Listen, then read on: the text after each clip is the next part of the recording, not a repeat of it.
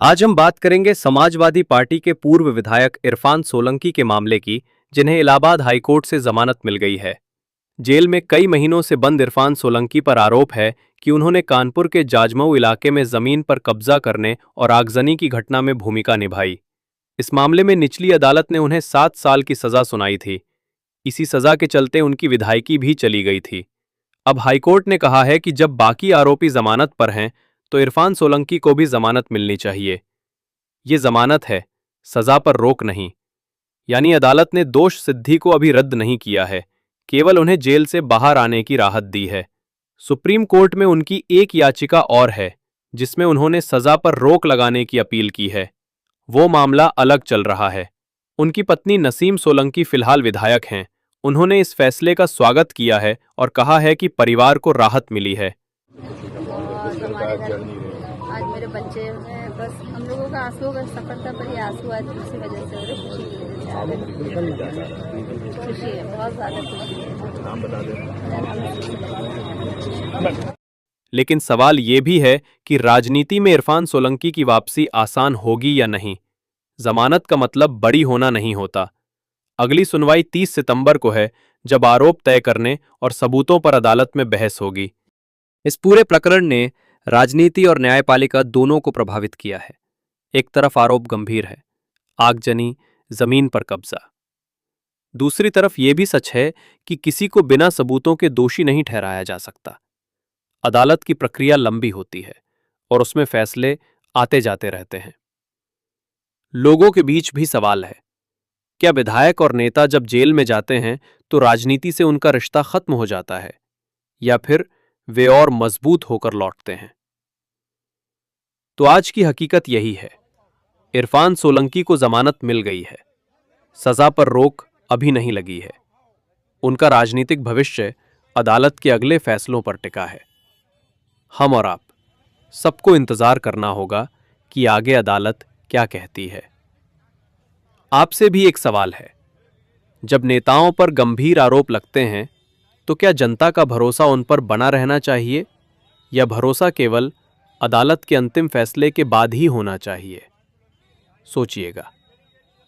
मेरा अल्लाह है और जब तक ऊपर वाला है मेरे साथ इंसाफ हो गया। अब धक्का की एक तो यार, इनके खिलाफ तुम लोग नहीं चलाते, ये धक्का क्यों मारते रहते पुलिस वाले? हम विधायक है या अपराधी है, आतंकवादी है क्या हम? ये हमेशा देखो धक्का मार देते, वो देखो गला पकड़ लेंगे। ये यार तुम लोग कभी इनके खिलाफ नहीं चलाते हो, ये पुलिस वाले बदतमीजी करते, ये क्यों नहीं चलाते तुम लोग? विधायक है हम, क्या है धक्का मारा करते हमें? चल रहा है भाई, बात ना कर यार। तुम लोग क्यों आते जब ये बात नहीं करने देते? क्यों बुलाते हो तुम लोगों को? ये क्यों नहीं इनसे बात करते हो यार? ये धक्का मारा करते हमें। हम आदमी है, जानवर है, बंदर हो गए, हम गधे हो गए। भैया इस्तीफा लेना, देखिए इनको इस्तीफा चाहिए, मैं इस्तीफा देने को तैयार है। इस्तीफा ले ले हमसे, क्यों हमें परेशान कर रहे हैं? ये कल इस्तीफा लेना चाहे आज ले ले, अभी ले ले। बिल्कुल एक ही मकसद, एक ही काम। अरे चाहे किसमें डालते भाई। 7/11/2022 को एक 336 का मुकदमा इरफान सोलंकी पे सबसे पहले हुआ था। उसमें एलिगेशन एक झोपड़ी चलाने का था। उसके बाद एक मुकदमा उनके पास फोर्ज्ड आधार कार्ड बनाने का हुआ, और 2/12 को पूर्व विधायक इरफान सोलंकी जी ने सरेंडर कर दिया। उसी महीने में इन्होंने गैंगस्टर एक्ट में मुकदमा लिखा, जिसको हमने 3 ग्राउंड पे चैलेंज किया। पहला ग्राउंड उसमें यह था कि डीएम साहब या कमिश्नर साहब ने जो उसमें गैंग चार्ट पे अपना कंसेंट दिया था, या उन्होंने उसको जो अनुमोदन किया था, उसमें कोई एप्लीकेशन ऑफ माइंड नहीं था, अगेंस्ट द रूल्स था जो 2021 रूल्स हैं। दूसरा ये है कि गैंगस्टर एक्ट में अगर हम देखें तो मिनिमम सज़ा जो है वो 2 साल है और मैक्सिमम 10 ईयर्स है। और पूर्व विधायक इरफान सोलंकी जी इस केस में तकरीबन 2 साल 7 महीना से जेल में हैं।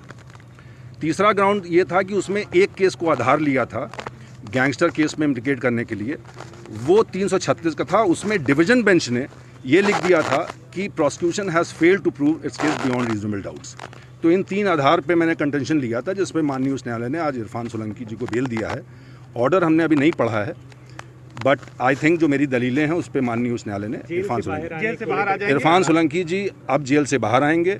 उनके ऊपर इस बीच 6 मुकदमे और लॉन्च किए for the reason best known to the concern informants, और जेल में रहते हुए पहले तो 2 मुकदमे हुए और फिर जेल में रहते हुए 6 और मुकदमे में किए, जिसमें माननीय उच्च न्यायालय ने अलग अलग दिनांक पे 2023 में, 2024 में और 2025 में सारे केस में बेल दिया। आज गैंगस्टर एक्ट में लास्ट बेल थी and I think he'll come out from the jail tomorrow or day after उसमें tomorrow।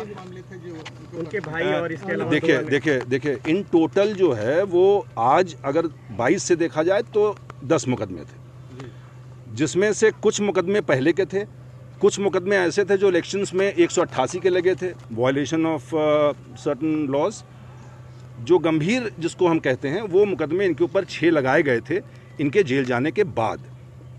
सर क्या जो इसमें रिजवान सोलंकी जी हैं और इजराइल आटेवाला, इनको भी जमानत मिल गई, ये भी जेल से बाहर आएंगे? जी, उनके रिजवान उनके भाई हैं पूर्व विधायक इरफान सोलंकी जी के, उनको भी बेल मिली है और इजराइल आटावाला को भी बेल मिली है। अब कोई मामला पेंडिंग नहीं है? जी, इन दोनों का कोई मुकदमा नहीं है और ये जेल से बाहर आएंगे। Thank you sir.